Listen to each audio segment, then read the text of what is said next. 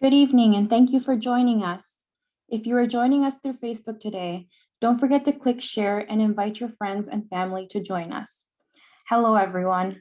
My name is Jasmin Chavez, and I am the State Director for the Virginia League of United Latin American Citizens, also known as LULAC.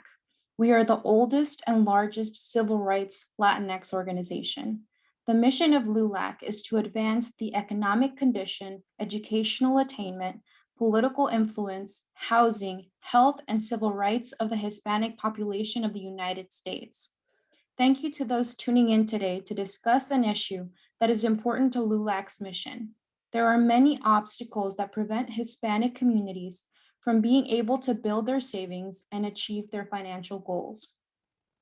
Learning to budget, student loan debt, predatory lending practices, and poor or insufficient credit history are just some of the major barriers that prevent the Hispanic community from reaching financial stability. Many Hispanics were not taught how to properly plan for retirement or given guidance on making investments due to limited access to financial literacy tools and materials.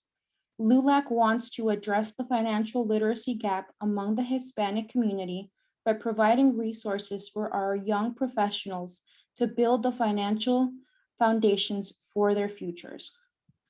Learning about financial literacy is incredibly important because it provides people with the ability to better address their real-world financial decisions. Equipped with this knowledge, people are able to make smarter financial decisions and establish sustainable saving and budgeting habits. Over time, this can lead to long-term financial wellness, allowing our young professionals to pursue their goals while living and retiring comfortably. Thank you to Walmart for co-hosting this event. Walmart has been a valued partner of LULAC for the past 3 decades. Through collaborations, we're able to provide vital information and resources to our LULAC familia and community, from nutrition and health to diversity and leadership, education and financial literacy, and so much more. Throughout the pandemic, Walmart and LULAC teamed up to help support families in need nationwide by providing vital information in English and Spanish on the effects of COVID-19 and the importance of prevention as well as vaccination benefits. As we look forward, as we look toward aiding in long-term recovery, we understand that the Hispanic community has been disproportionately impacted by this pandemic, and not only physically, but financially as well. We are equipping young Hispanics with the tools to understand and prepare for financial emergencies, long-term and short-term financial goals.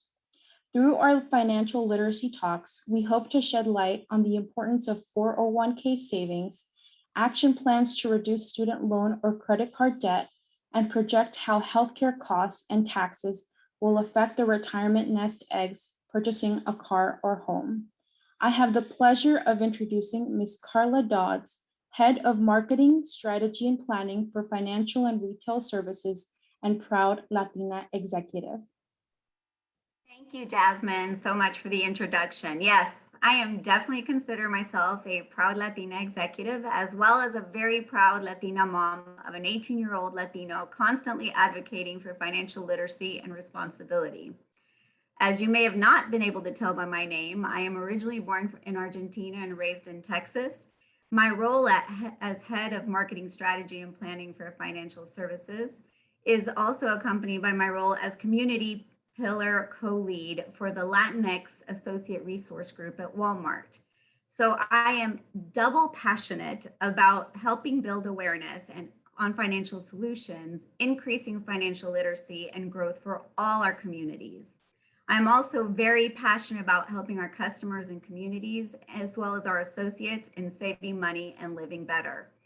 And I have to say, I'm equally proud and passionate when it comes to the partnership that LULAC and Walmart have had over so many years and continue to strengthen by bringing our communities of Latinos, Latinas, and Hispanics across the communities we serve and engaging in workshops like the one we are going to hear today on relevant topics such as financial literacy.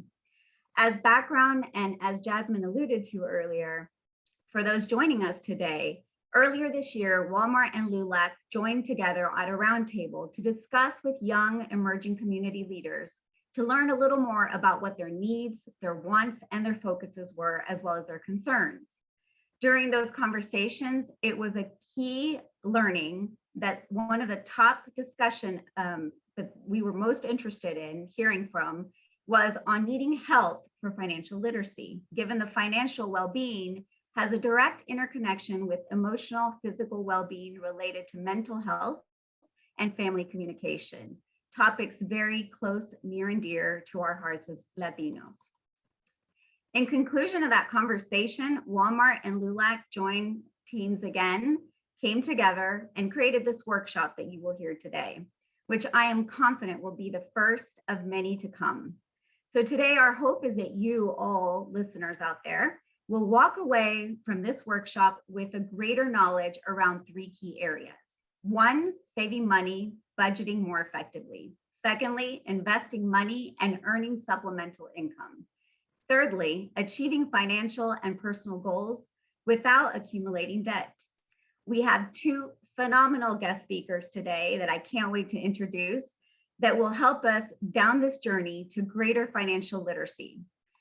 Our first speaker is Jannese Torres-Rodriguez, host of Yo Quiero Dinero podcast. Her podcast focuses on educating Latinx audiences on running a successful small business, investing, generating sustainable and generational wealth. Our second guest speaker is Natalie Torres-Haddad, host of Financially Savvy in 20 Minutes podcast. Natalie focuses on bridging the gap between the Latinx and US-based finance culture while providing her audience with the tools and resources to gain financial literacy. I encourage all of you out there listening and participating today to really ask questions in the chat box. Please be engaged and take advantage of this tremendous opportunity to hear such key speakers in this webcast. Please feel free to tell your friends and family and communities about what you learned, and remember to use the hashtag #CreateSparks to help us build the conversations to inspire emerging leaders to take action. Thank you, LULAC, once again for your partnership in working with the Latino, Latina, Hispanic community. Thank you all the LULAC young adults and students for joining us today and for taking the time to invest in yourselves by engaging to learn more on financial literacy. Thank you, Jannese and Natalie, for sharing your time and knowledge with us today. And with that, I hand it over to our wonderful guest speakers. Hola, mi gente. Hi, Hello, hello. This is so fun. Thank you so much for the invitation, LULAC and Walmart. I mean, anytime we can talk about dinero and we got 2 Latinas doing it, I think it's going to be a great conversation. So what do you think, Natalie? It is. You know it's going to be. This is a time to just relax. If you're getting off of work or just taking a break, feel free to eat. We're not going to judge you. Enjoy this as a whole process of learning. You want to have fun with it. So let's get started. Jannese, tell us a little more about yourself before we get started. Yes. So I have a podcast, Yo Quiero Dinero, and it was inspired by the Cardi B and J-Lo song. Okay. I'm listening to the song in the shower. I'm like, yo quiero dinero. And who doesn't want dinero? And I really wanted to hear about money from Latinas, right? So I'm a podcast listener. I've been a podcast fan for years, but I felt like there was a huge gap. Like, where are we in this community talking about dinero? It's a hard place to find, especially English language content. You know, like, it's easy to go on a Spanish language channel, get all the content that you want in Spanish, but like, what about the English speaking Latinas? Where are we at? And so I decided, you know what? Let me be the one to create the podcast. And so what are we, like, about 2 years into this journey, talking about dinero, learning about how money works, what you can do with it, how you can build the life that you want with it. It's been an amazing journey, and it is an honor to be able to hold space for our community to talk about money. No shame, no guilt, no shade required. How about you, Natalie? You're speaking to my heart. As a fellow podcaster, I love that. That's exactly what we're all about. And I think that's one of the best things about having this workshop together, because we're obviously longtime fans of each other. and not only being on each other's podcasts, but being able to, bring this type of information to the masses. And so for me, I am also a podcaster. We're going to be 6 years in March, Financially Savvy in 20 Minutes. And it's actually based off of my first book. It's also an international award-winning book from 2012. And basically all my content is under 20 minutes and it happens to be bilingual because I was born in El Salvador, and being an immigrant refugee, I grew up in LA and surrounded by the lack of financial literacy or understanding how money works. And so I went to college, got my degrees, finance and international business.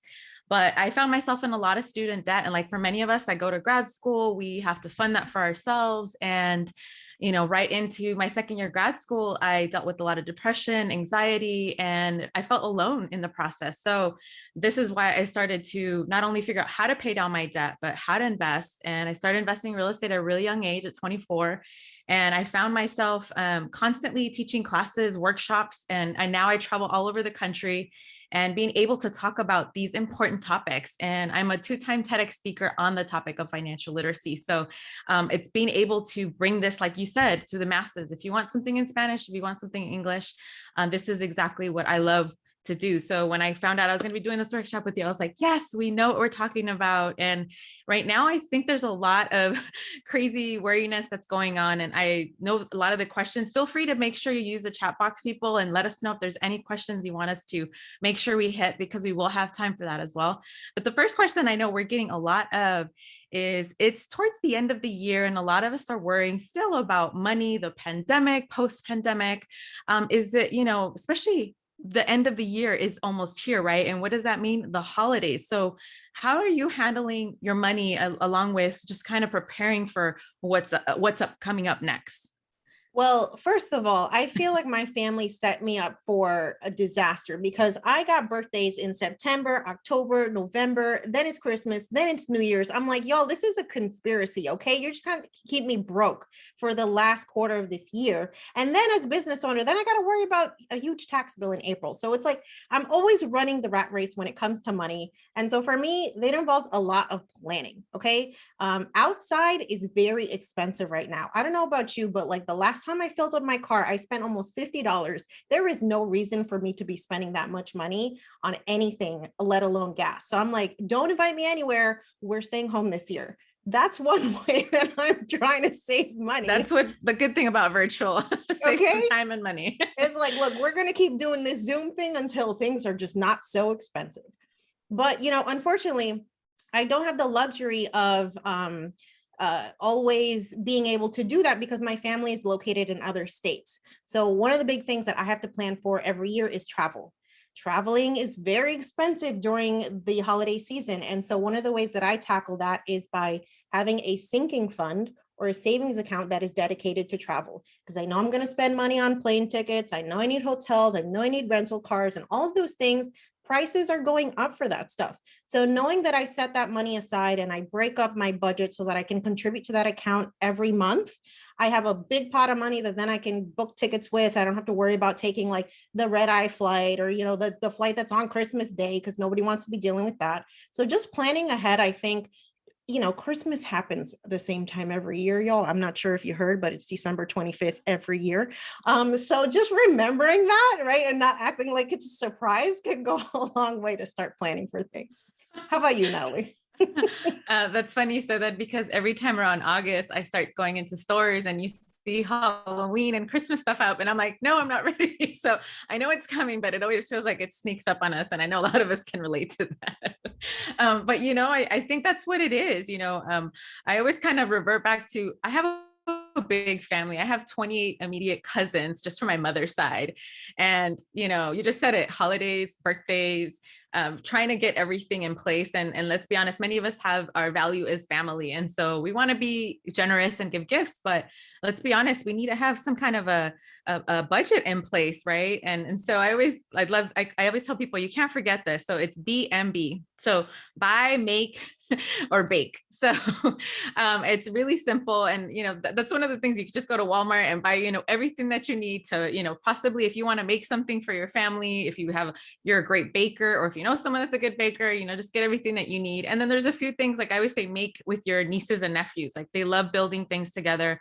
and I'm all about experiences. So sometimes we fall into this thing like we need to spend money, but not too much. We can definitely figure out, how can I spend money in an experience with someone? How can I love making gift baskets for people that are catered to them, right? So instead of buying those like the very extremely expensive ones, I can buy a bunch of stuff, like I said, I go to my Walmart, I go get the things I need, and then I put them in a basket. So there's different things that we can all do to make us feel comfortable and also not break the bank, because we don't want to start off the year, especially in January, when it was like, why did I spend all this money? I always tell people, just just plan a few months and a half. If you can, a year in advance, even better, but just see how much it's going to cost, especially when you just said travel is huge. Yeah, absolutely. I think there's probably a lot of people who are worried with the combination of inflation and just the higher cost that is associated with this time of year. What do you think are the best things that we can do to manage those two issues, right? Because it's not like we can necessarily control the prices of things that are going up, but maybe we can do more proactively for ourselves to make sure that we're not going crazy with our budgets. Right now there is a lot of programs out there, depending where you are in the country. I know I'm in LA and you're in Florida. And I always tell people, it's like, especially your bills are something you can't get away from. But what you can do is there is assistance for it. A lot of people might be struggling financially. If you've lost a job or lost some income, you can qualify for a lot of these things. And there's no shame in it. If there's, government assistance, if there's something that your city can help you with, even better. And I mean, as far as inflation, we can't control much of that. But when it comes to figuring out what our bills will look like, it all comes down to planning. And some of you are like, I haven't started at all. It's okay. You're here with us today. This is why we're so grateful for this panel and the fact that we're getting sponsored to do this, because guess what?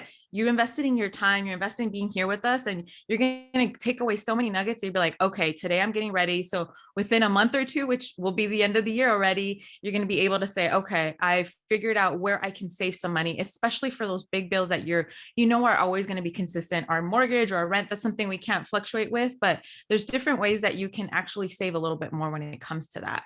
And kind of thinking that for you, I think I always think about like, how do we balance it all? How do you keep a track of it? And especially you have your own business as well. So how do you have an idea of like, okay, I'm going to manage this for the personal side and for the podcast and for the business, and, you're a blogger as well. So can you give us a little insight of what you do? Yeah, so I almost have to treat myself like two people. So it's like the Jannese that's out here in the world, my personal life and my family and those things. And then my business is like its whole other entity. So having those two things very clearly delineated is a major thing, right? So having business bank accounts, that's one thing. Having my personal accounts is separate. That makes the reconciliation process so easy. And it's very easy to see what money is in my business versus what money is in my personal account. Another way that I do that as a business owner is I pay myself a salary. So instead of just like rating the money pot of the business, I treat myself like an employee, pay myself a salary. I know what my budget is because I have a fixed amount of income that I'm paying myself. And that goes a long way, because I don't know about you, but if I got an unlimited supply, you know what?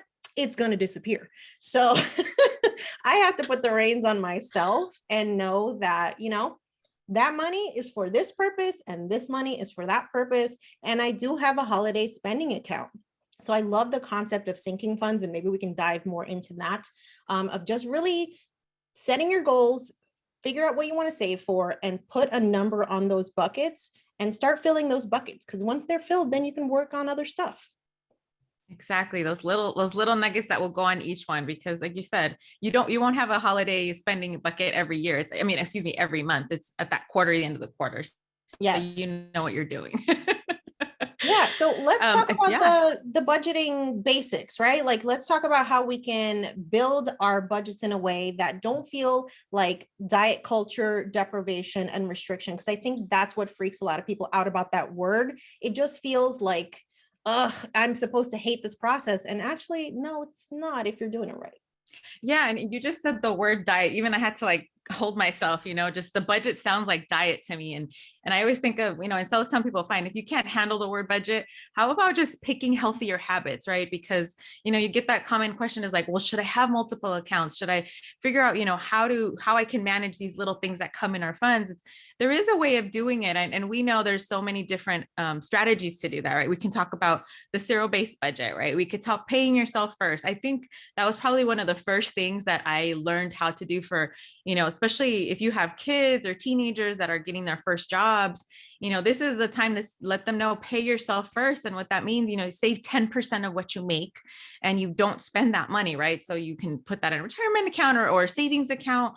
But I think it's important to just kind of keep those new healthy habits in place, because that's one of the most difficult things is too often we're so hard on ourselves, especially adults. We're like, oh, you know what?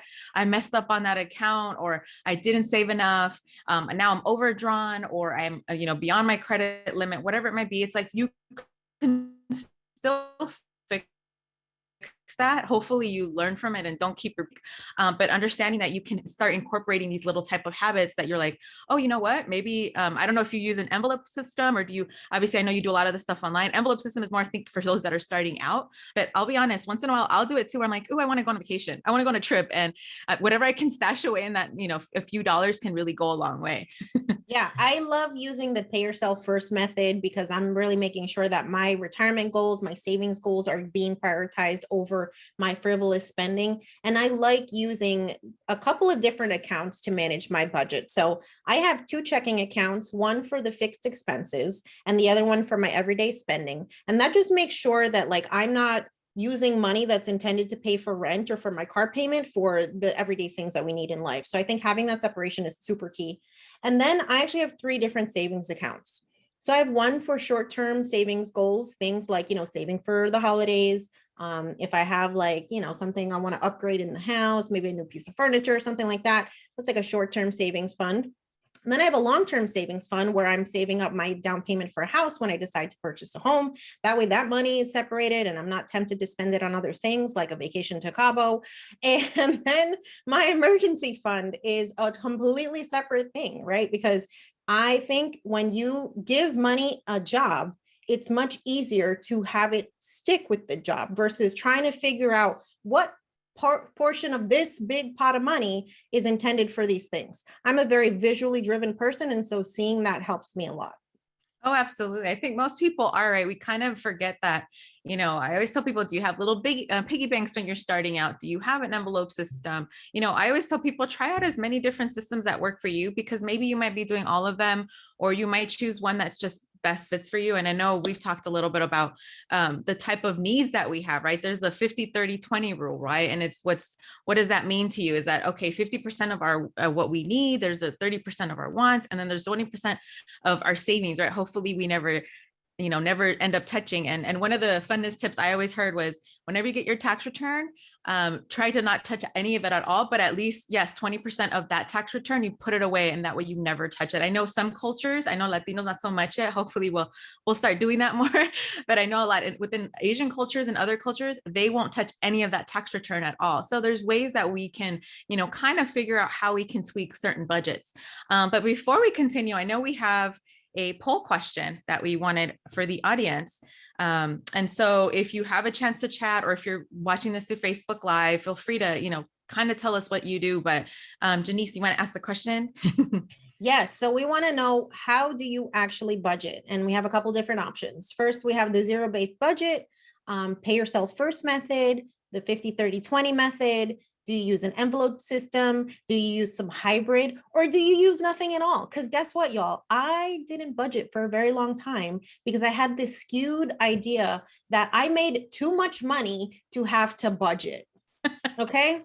I don't know who I thought I was, but all I was doing was just finding ways for my money to disappear because I had no plan for it. So I promise you, it doesn't matter how much you make, you need a budget. And it's so funny you said that you were making too much money. And I come this across with a lot of college students. I see people already putting in the note saying they use an envelope system. So yeah, whatever works for you. But I know sometimes college students will say, you know what, or actually once they graduate, they're working, they're making so much money. They're like, you know what, in college, I was really good with my money because I had so little, and they were constantly, trying to make a dollar last for the week. And yet when they started getting paid well, or they have a better salary, they just decided not to. So it's kind of like, learn from our mistakes, don't do that. But if you can kind of go back to that mindset of, how much do I earn? And I can still live off of that, maybe live below their means, but understanding it comes off. And I love it. I saw someone said, I paid my first semester off in cash. Good for you. Who's that? Maddie? Awesome. And I mean, you see people coming up with different ideas. So feel free to let us know, because then we have a better idea of, if you don't even like the word budget, come up with something that just like makes you feel good about managing your money. Because I tell people, if I'm not excited about talking about money, why would I want to learn more about it? So the more money I make, it just makes me happier, and I get to make more money for other people too. So we can do that all day, right? So we have a few questions on here, and I see people already putting things in there. We'll get to them. So make sure you put them in there so we don't forget. Yes. We're going to have time at the end.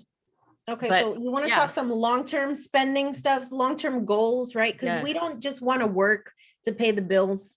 I think most of us would agree that it'd be nice to retire at some point. So what can we do right here, right now, that's going to benefit us in the future? I know for me personally, I really didn't know what I was doing when I became an investor. And by becoming an investor, I literally opened a 401k at work because somebody was like, hey, you should probably do this if you want to retire. Didn't actually realize that that's what I was doing. But I'm a big advocate about this, right? Because we work hard for our money, and investing is one of those primary ways where we can make our money work even harder, if you can believe it.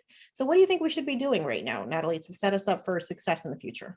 I think you hit it right on the head. What most of us, sometimes we think long-term, 10, 20 years from now, long-term can be different for anyone, right? So long-term, big 5 years from now, I know you said you're planning to buy a house. And for me, I remember trying to buy my first rental property. It took me about 10 years for that down payment, right? But if you start to break it down into smaller segments, so maybe it is 10 years from now, you have this start a business or travel, can you break it down into smaller pieces, right? So I always say, can you break it down? What is it that you want to do in the next year? What you want to do in the next 12 months? What are you going to do in the next month? Even just today with us, it's the beginning of the month. What are you going to do in the next 30 days, right? So when you start picking it smaller and smaller and smaller, it makes it a lot more attainable. I feel like you can hold yourself a lot more accountable. And then on top of that, you just kind of feel like, oh, you have those wins. And sometimes that's all we need is a small win. Like today, you're like, well, I don't have $10,000 because that's my goal. Well, just sitting here today with us, you're not spending any money. This is a free workshop. Thanks again to our sponsors for that. Well, how about, at the end of the day, you're like, maybe those $10 that I would have spent on going out to eat lunch somewhere, I'm going to make something at home. Right. And so that's a small win, but it's a win towards that break. And I always tell people, I remember back in college when I was saving, it was like, I would tell people, I can't go to happy hour if I do, one drink maximum or whatever, because that's what really, is going to help me in the long term. Right. We have another question here. And I think this was a good one, Jannese, because you and I can probably talk about this for days. But because we come from big families and we love our families, but we know it can get kind of crazy, especially during a pandemic. How do we have those, do they need help? Do we need help?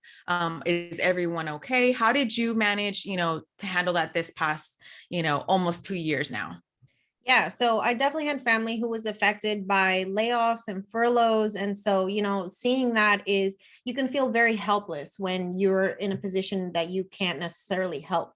One thing that I think is important before we can extend an offer of help to anyone, whether that's friends, families, loved ones, you got to make sure your oxygen mask is on first. Okay. So if your emergency fund is not fully funded, if you don't have anything to spare, that's okay. You have to be able to communicate the realities of your situation and not feel guilty, because we're all going to go through different journeys in life. I've been laid off. I know what that's like. And it's a guarantee that you'll experience something like that, some financial emergency at some point in the future. But in order to extend support to family, I think it's important for you to put boundaries around what that support looks like. Boundaries around who are you willing to help, under what circumstances, and what cash amount can you actually afford, right? So what that looks like for me is I actually have a separate emergency fund that is earmarked for my family. So that money is not for my emergencies. That is for if mom gets sick and needs surgery, if dad gets injured and needs to take time off at work, if there is some kind of, reduction in income, if somebody needs to make an emergency move. I had a family member who had a domestic violence situation and she had to get out of that environment. I had to help her facilitate that, right? And so knowing the kind of support that you can extend upfront makes it very easy to communicate your expectations and what you can actually deliver to somebody. And, of course, we can feel guilty if we're not in a position to be able to do that right now. But just know that's not going to last forever. And by you deciding that you want to be able to extend that, now you can start putting that plan in place so that eventually in the future, you will be able to extend that help. I love that. First of all, you sound like an amazing family member. And, we don't always have that type of support because we can't. And looks like Connie asked the question, well, how do we avoid the guilt if we're trying to say, hey, you know what? I can't afford that right now. The best thing that I can give you is advice that it's helped me, especially when, others are asking for money and maybe you're not in the situation to do so, or you're just not there. First of all, remember it's temporary. You can let them know. The best thing you can say is, I love you. I'm here for you. I just can't help you in that way right now financially or not at all. It's up to you. But don't feel that your guilt is something that you have to hold on to. What you can do is use that as a motivator and say, just like Jannese said, oh, I'm going to save more money additional for my emergency fund because it's not just for me, it's for my family or my grandparents or someone in need. And with the pandemic too, I've lost loved ones because of COVID, some that are dealing with cancer, all these things. And you're just like, how can I help? So in order to kind of get past some of that guilt is just kind of not just having an emergency fund, but just kind of figure out what your values are and knowing that it's okay. And if you're having that moment, like, how can I even have this conversation with my parents? So this is the best thing the only thing that we can say, maybe there's a few things that came out of the pandemic that was cool, is it was forced us to connect with other family members that maybe weren't, right? And so maybe having a conversation with your mom or your dad. I always say, try to do it after a meal. My husband and I, we get hangry. So you don't want to bring up money when we're both hungry. And so I, have that conversation with my parents are the same way. And, just say, hey, I just want to check in on you and see how you're doing. Do you guys have a will? Do you need help setting that up? Do you guys need, an emergency fund in case something were to happen? And if you lost your job or some income, what can we do together? And the end of the day, the truth is when you start having these conversations, they don't not get awkward. They're always somewhat a little awkward, but they get easier. And guess what? You all feel a lot better. The first conversation I had with my mom about, her will was, sad and kind of like, oh, we have to plan with that. But at the same time, we both walk away feeling, you know what? I'm glad she's got everything in place. I know where everything is. She knows where everything of mine is. And I also let her know, hey, if something were to happen, I have your back and vice versa. So if you're feeling that guilt, know that it's temporary. You can work on that and understand that you're working towards a better goal. So great questions coming in already. So I know we have a few here, and Jannese, if you want to ask the next one, I will look and see what else we have coming in through Yeah, absolutely. I love that you brought up, the awkward conversation thing, because I think right now is actually a perfect time to have a great awkward conversation with your family. Because guess what? We're all going to be around the dinner table. So they're kind of forced to deal with the awkwardness, right? Take advantage of it. I actually did that last year with my father and my mom. And I was like, hey guys, it's Thanksgiving. Let's talk about estate planning. And they were just like, this is weird. But I'm so glad that we got it done, because a couple of months after that, we actually had to use one of the documents for my mom when she had to have surgery. The doctors asked for like what your wishes are and all those things. And it was important to know that like we had already had these conversations. It was very clear what any kind of decisions that we would have had to make were. And, I think by opening up the taboo around money is how we start to move forward as a community, right? When we start making this such a weird conversation. So I love that advice. I think, it's easy for folks to think, listening to us, oh, these girls have always had their financial ish together. It's a lie. So I would love if we could go back and forth and let's talk about maybe our biggest money mistake. I cringe because I can talk for days on that. And I'm sure everyone, even on the panel and just people, I see so many questions coming in. How many mistakes don't we make? But look at it. This is the way, the best thing I think about. If I'm making mistakes, that means I'm learning. That means I'm growing. That means I'm challenging myself. That means I'm getting out of my comfort zone. And I can think of so many, but the first one that till this day, I get so mad at myself. Before I went to grad school, I didn't want to have more debt than I already had from my undergrad. I took out money from my 401k at the time. And obviously I didn't know, that was the first in my family to have a 401k. I didn't have these conversations with other people. And I took out the money because I thought at that time it was helpful to not have as much debt, but I didn't know I was going to get dinged at least 20% of what I had already put in there. And in the long term, it was going to hurt me, and all these factors that we sometimes don't know. And we think we're doing the right thing. So that was definitely one of the money mistakes I've seen. But from that, I obviously learned to never do that. I teach that all the time. I have so many clients, especially parents, that's the number one thing they tell me. Oh, you know what? I don't want my child to deal with any debt. So I'm going to take some money out of my retirement to help them. And I always say, please don't do that, because one, you can always get a loan for student loan. You can most likely always get a loan for a home, but you can't get a loan for your retirement. So it's important for parents and us to know that, you know what, don't touch it if you don't need to, unless it's an emergency or you're at 65 years of age where you won't get dinged, or 59 years, excuse me. This is something that we need to talk about. But I think those are the biggest money mistakes that, maybe not the biggest, but it's definitely one of those that I till this day and know that I've helped other people make sure they don't make that same mistake. How about you? Oh, girl, we could be here all day, but I'm going to touch on mistakes I've made as a side hustler, because I've been side hustling for a very long time. And I was convinced that, you had to make a certain amount of money in order to justify like setting aside money for taxes. And then every year I would get a 4-figure tax bill. And it got to a point where the last year that I realized, like, okay, something needs to change here. I got an almost $9,000 tax bill because my side hustle income was not being taxed. And I'm like, I need to do more preparation for this. So first off, working with an accountant, figuring out like what an actual accounting system looks like, making sure you're putting aside money for taxes, because there are 2 things that are guaranteed in life: is death and taxes. And you can only control one of those. So do what you can. And ever since then, I feel like, my life has changed as a business owner. It doesn't feel so heavy to earn income and then worrying about paying my taxes. And I'm doing it on a quarterly basis, making sure that I am planning for these things. And life is much rosier these days because of it. Oh, I like how you said that, because you're learning and you want to be surrounded by experts. I always tell people I'm not a lawyer, not a CPA.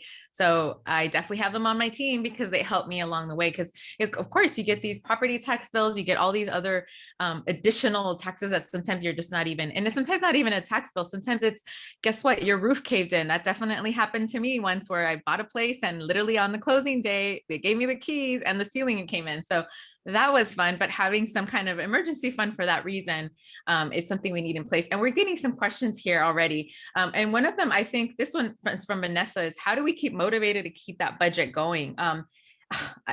Let me give you kind of one of my tips, but I'm interested to hear what Jannese has to say, because the biggest thing I always think about is, if I have a big goal in mind or a big dream, like as some people say, it is their home. And you could just put up the picture, but for me, I think it's seeing in a place where I'm constantly going to have, and I have an accountability group. So we talk about having your tribe. We have, who are your people that are going to help you along the way? It doesn't mean that they're going to give you money necessarily, but they're going to check in on you and say, hey, it's been a month. Have you saved up that $1,000 that you were planning to do? Or, have you taken that class that you wanted to learn how you can use better tax benefits for yourself? Or, you know what I mean? That these are little things that can help you along the way. And I always tell people 20 minutes out of your day can go a long way to learn something new about money, how to save it, how to make it, how to invest it. But motivation, it's an everyday thing. It's kind of like showering. You might not have to shower every day, but you got to do it you got to do it so often. It's the same thing when it comes to your money. Is just how often do you need to keeping yourself motivated? Having a picture, having that accountability group can go a long way. How about you, Jannese? Only celebrities can opt out to shower. Apparently that's a thing now, but when we're talking about, this whole idea of keeping motivated. I think money is such a psychological thing, right? And so I need to show myself that what I'm doing actually has a purpose and has value. The way that I do it is by tracking my net worth. So your net worth is essentially the sum of your liabilities, everything that you owe versus everything that you own. So anything you have, as far as debt versus everything you have as far as cash, investments, property, all those things. As I see that number grow, based on the fact that I'm sticking to my budget, it's providing tangible evidence that I should keep doing this, right? So it's almost just like you think about, you work out, you lose a couple pounds, you're like, oh, this clothes is fitting better. I want to keep going to the gym. And then eventually you're like, wow, I fit back into my high school prom dress, #goals. So I think it's just seeing that progress is such an important thing. So tracking it however you want. Like if you have debt that you want to pay off, use a debt payoff tracker. Like literally cross off every time you make a payment. That's how you stay motivated, rewarding yourself as you achieve these things too, right? Because it doesn't have to be that you're always grinding, you're always budgeting, you're always counting every single dollar. Like you can go to Starbucks, okay? You can have an avocado toast. No one is going to judge you for doing little things for yourself as you achieve things with your money, right? That's how we form a healthy relationship with it and avoid the whole like toxic narrative of just like, you shouldn't go out to restaurants until you're debt free. Like we don't need to live those types of lives because that's no way to stay motivated. I agree. I call it the little luxuries. For me, sometimes the little luxury is, yeah, you just said it, an avocado toast or whatever it might be that gets you going, or, having yourself a nice little dessert. I think it's finding a balance that comes along with it. And I think it's so hard to, sometimes we forget what that balance will look like. We have other questions here, and I actually want to dive into, I think this question first, because I think then we can still talk a little bit more about your credit, whether good or bad debt, right? But this question comes from Inna, and she's asking, how do you handle family members in other countries who always hit you up for money? They think because you're in the US, you are rich. Imna, we know how that can go. I'm going to have Jannese answer it first, and then I'll tell you what I tell family members too. Oh, that's a struggle, y'all. And, even though Puerto Rico is part of the US, the standard of living there is different. So, we confront this as well, especially during the holiday season. And I think it's just really important for you to set boundaries, right? Because it's up to you to decide like what support you can extend, who you want to help, under what circumstances, all of those things.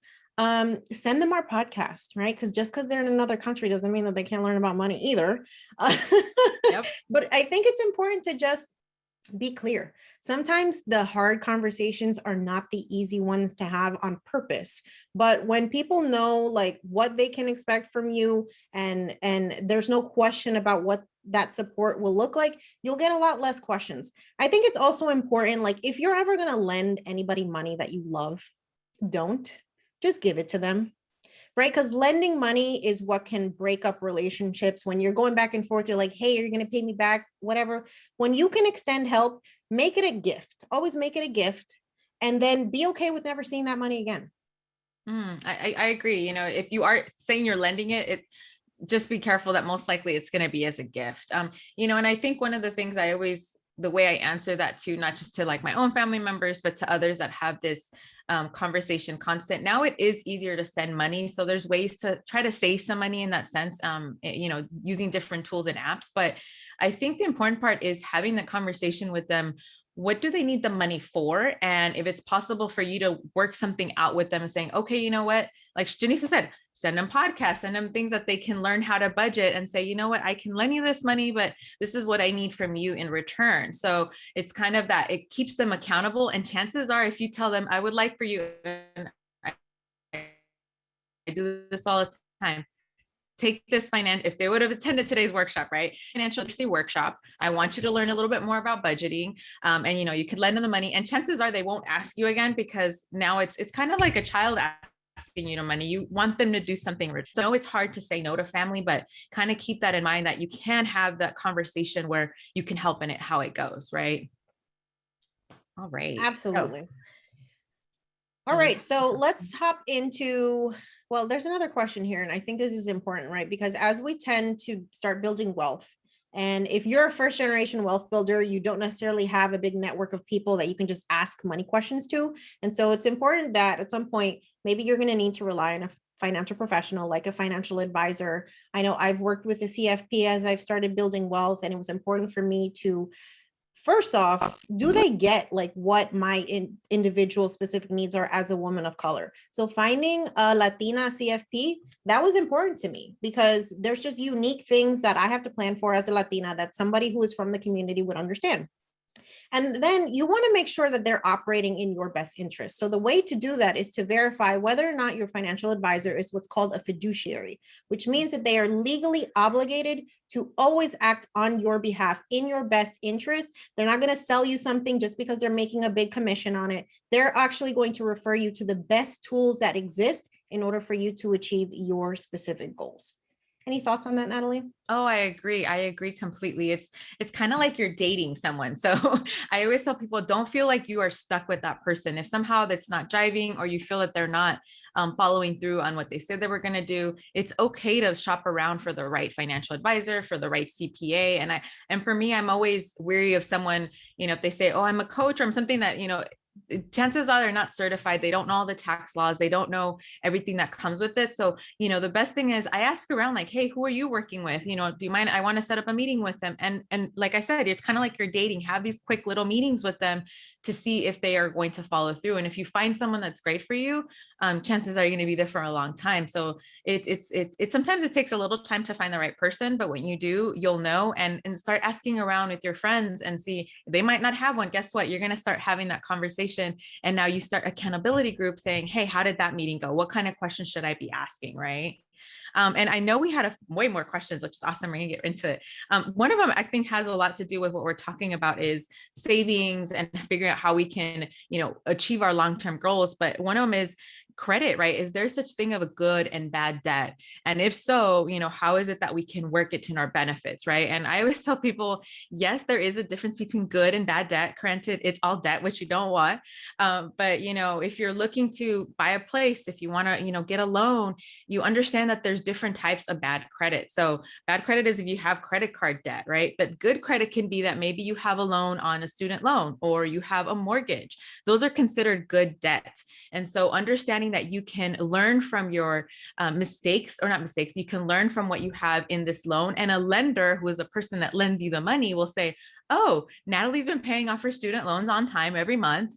She's a good lendee, and that's considered good debt, as opposed to be like, ooh, Natalie maxed out her card again and is late on her payments, right? So how we can function to do those two things. And I know in our communities, especially Latinos, they tell you don't borrow, don't have loans, but we need leverage. What do you think on that, Jannese?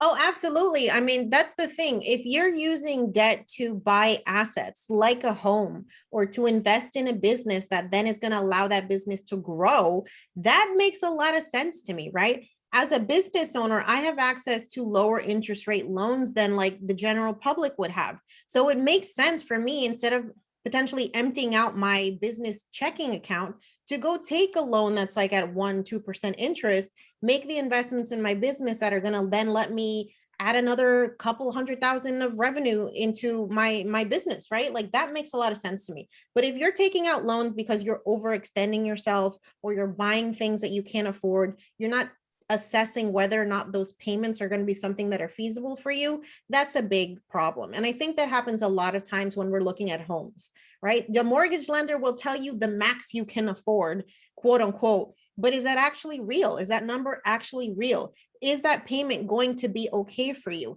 Do you need to buy the biggest house? Do you need to buy the remodeled home? Those are the questions that you need to ask yourself, because just because you're eligible for the debt, just because you have a good credit score and somebody wants to give you $750,000 to buy a house, doesn't mean that that's going to be a smart strategic move, especially if you end up over leveraged, overextended, and then you're basically house poor. Yeah. Nobody wants that. Nobody wants that. I completely agree. And here comes another question. It really stands out. There's so many out there. It says, what advice do you have around a money mindset? I think Jannese is like, I could talk about that for days too, right? But I'll have you do, Jannese, why don't you give us a tip? And then I want to show you guys an exercise that's helped me kind of with around that money mindset too. So for you, Jannese, what do you think of the money mindset goes? Okay. Well, the first thing I think you need to understand, like where your money mindset is formed. Typically, it is formed by your community, your caregivers who raised you. What did you learn about money? If you saw money as a very stressful thing in your home, you might be scared of it. It might cause anxiety. That's perfectly normal. Okay. The second thing is to then become aware of that source. Understand, what is it that happened? Did you see your parents really stressed out about money? Were things tight? Does money scare you? Do you feel like you're not equipped to manage it? That should be your invitation to know that I need to learn more about this, because the reason why I feel stressed out about money is because I maybe don't understand how this works. Start listening to podcasts, find people on social media that you trust. Talk to your friends. That's how I started learning about money. I mean, I didn't really get money lessons at home, and I think a lot of us can identify with that. I started learning about money as an adult when I had all this money, and then I'm like, what do I do with this? How does this work? Right. So taking the proactive steps to read books, listen to podcasts, find social media people, go on Google, however it is that you like to learn, that's how you can start to reshape your money mindset. Because I think that when it comes down to it, being good with money is a lot about being confident with your decision-making skills around it. And building that confidence is really an exercise in educating yourself. Oh, you're preaching to the choir. Yes, I agree. And just kind of, you just said it, that maybe we weren't taught at this at home, and some of us come from generational trauma, and so we come from maybe a sacrifice mode, or scarcity as opposed to abundance. So this is a quick tip that I love giving people, and it's just an exercise that you can do at home. So everyone that's on Facebook as well, and doing this, maybe we can't see all your faces because you have your cameras off, but do this exercise with us. And just like Jannese talked about, we're talking about kind of how do we figure out what our money story is. So what I'm going to have you do is close your eyes. Don't worry, no one's going to bite you. It's just us. But I want you to follow along. I'm going to do a breathing technique with you. So you're going to inhale for 3, hold for 3, and then release for 3. We're going to do this 3 times. So go ahead and take a deep breath for 3. Hold, release, inhale again, hold, release. One more time. Hold, release. Keep your eyes closed. And I want you to think back the first time that you saw someone in your home paying their bills. What did that look like? What did that feel like? What was the energy in the room? Were you a child? Did you join in the conversation? Did you walk away? How did you feel in that moment? Okay, now fast forward to the first time that you had to pay your bills. How did you feel? What was the energy in the room? Did you have a conversation with someone about it? Did you feel good about it? Did you feel anxious about it? All right, take one more inhale. Hold, release, keep your eyes closed. And today, all of you invested in time in yourself. You're finding new ways, new tools to not only make money, but save money and invest more money. Now open your eyes. Thank you for participating in that. And a lot of us doing that, I know Jannese and I already, you could feel it even through virtual, where not only do we calm ourselves down, but we kind of start to revert back and think, oh, our money story is part of what our money mindset is today. She just mentioned it too, right? It's part of that generational trauma that sometimes we bring and we don't even know why.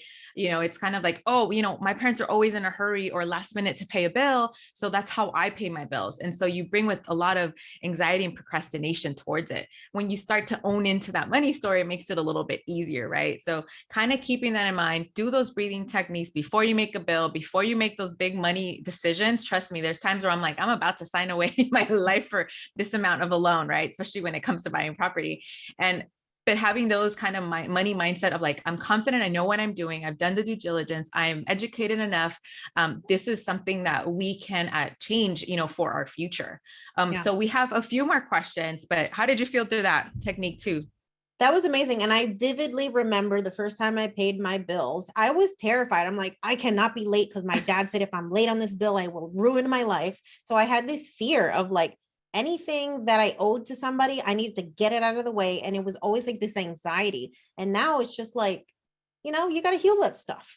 Yeah, exactly. And it looks like we have a lot more questions that we most likely won't get into, but please make sure you reach out to LULAC, because this is something that we want to make sure that we continue to do this, to answer all these questions, especially some of them are really detailed that we want to get into when it comes to borrowing loans, just kind of figuring out better ways to manage our money. And obviously, before we end, I would like to kind of end with some snackable tips that we can, we have our little snacks already, Let's do it. that we can give you before you leave, because I know we've thrown a lot of information, a lot of nuggets here and there. And if you're feeling overwhelmed, it's okay, but this is why we're here. And we want you to feel that this is part of the conversation. So Jannese, tell us maybe 2 snackable tips while you do that. I'm gonna eat. I think the first thing is that your financial literacy is not a one and done thing. Okay, because as you achieve things with money, you will reach new levels.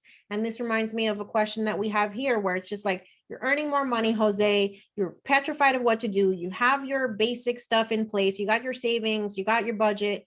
Now it's like wealth creation, wealth generation. What does that look like?